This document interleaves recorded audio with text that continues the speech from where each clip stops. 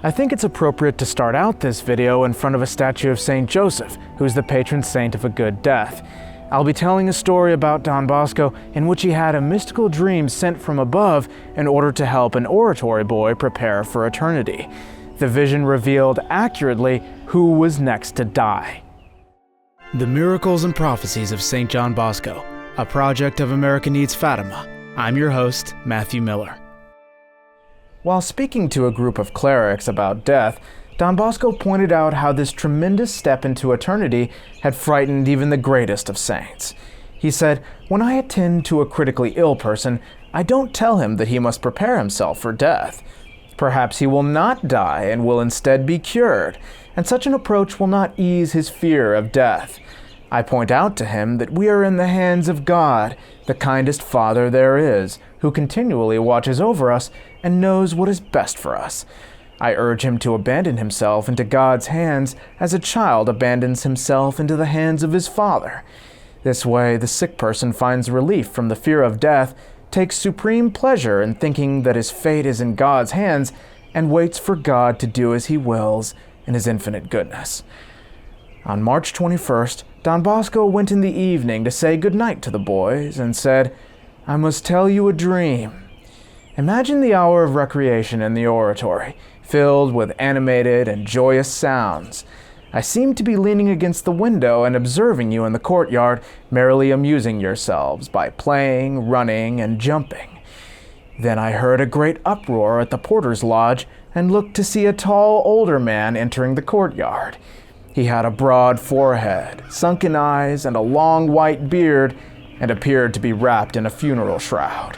He held his left hand tightly to his body and had a torch with a hazy blue flame in his right hand. He walked with slow and grave steps. Sometimes he stopped and bowed his head, like someone looking for something lost. He walked through the courtyard and passed among the young men who continued their games.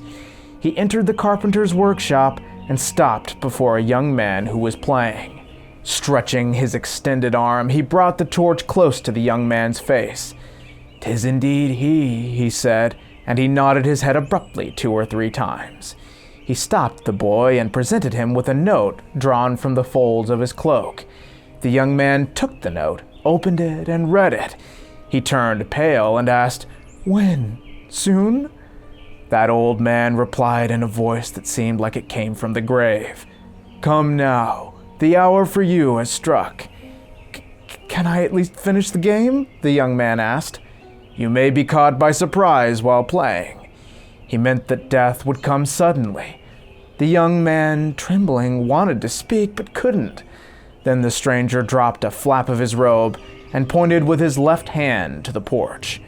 A coffin was in the middle of the gateway that leads into the garden. "There, you see," he said to the young man, "that coffin is for you. Come quickly." "I'm not prepared. I'm still too young," the young man protested. Then, silently and swiftly, the stranger walked out of the oratory. As I was wondering who he was, I woke up. You can already infer that one of you must prepare himself, for the Lord will soon call you to eternity. I know who it is because I saw him when the stranger presented the note. The young man is here now, listening to me, but I will tell no one until he dies. Now let each of you think about this. I have told you the dream as it happened because if I had not done so, the Lord would later ask me, "Why didn't you speak up at the proper time?" Let each of you think about ensuring that you're in a state of grace, especially in these 3 remaining days of the novena of the Most Holy Annunciation. Let's pray especially for this purpose, and each of you in these 3 days should say at least one Salve Regina, or Hail Holy Queen, to Mary Most Holy, for the sake of that fellow.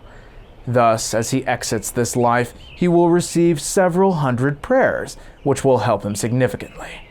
As Don Bosco left his chair, some boys asked him privately whether this or that boy would die sooner or later. He replied that the boy would not live past 2 feast days, beginning with the letter P. And perhaps he would not live past even 1 more. He could die 2 or 3 weeks from now. This account put a chill through everyone, each fearing to be the fellow who would die soon. This fear did a great deal of good, and as each young man thought about his affairs and conscience, confessions became much more numerous the next day. For several days, many young men approached Don Bosco to question him, asking whether they were destined to die. Don Bosco deflected these questions and said nothing, but two ideas remained fixed in his mind. First, the death would be sudden, and second, it would happen before two solemnities whose titles begin with the letter P: Easter, or Pasch, and Pentecost. That year, Easter fell on April 20th. In the Oratory, great expectation developed when on Wednesday, April 16th, young Fornacio Luigi of Borgaro Torinese died at his home at the age of 12. There are a few things to note about him. When Don Bosco said that someone would die, this young man started leading a genuinely exemplary life, although he was never really bad. He asked Don Bosco to let him make a general confession. Don Bosco did not want to allow this because the boy had already made it once, but Don Bosco relented and heard his confession over 2 or 3 sessions. On the day the boy first asked for confession, he began to feel unwell. He stayed a few days at the Oratory, but always felt sick. When 2 of his brothers came to see him and learned of his illness, they asked Don Bosco to let the boy return home for a while. Don Bosco gave permission. Shortly before, the boy had finished making his general confession and received Holy Communion. He went home and was up for a few more days, but then went back to bed. His illness became severe as it affected his head, took away his speech, and sometimes left him unconscious. The fact is that he could no longer confess or receive Holy Communion. Don Bosco went to Borgaro to see him, and Fornacio still recognized him and wanted to talk, but not being able to speak, he began to cry, and so did his whole family. The next day, he died. When the news of his death reached the Oratory, several clerics asked Don Bosco if Fornacio was the one who had received the note in the dream, and Don Bosco told them no. Nevertheless, some held that the prophecy had been fulfilled in Fornacio and his death. On this same evening, April 16th, Don Bosco described Fornacio's death to the boys, pointing out that it gave everyone a great lesson. "Those who have time do not wait for time," he explained. "Let us not be deceived by the devil with the hope of improving the state of our soul at the point of our death." Don Bosco was asked publicly whether Fornacio was the one who would die, but Don Bosco replied that he couldn't say just then. He added, however, that in the Oratory, the young men tended to die in pairs. So he admonished them, "Be on your guard, and heed the Lord's warning to be prepared. Be ready, because at an hour that you do not expect, the Son of Man will come." The Gospel of Matthew. Don Bosco came down from his chair and privately told some priests and clerics that Fornacio was not the one in the dream.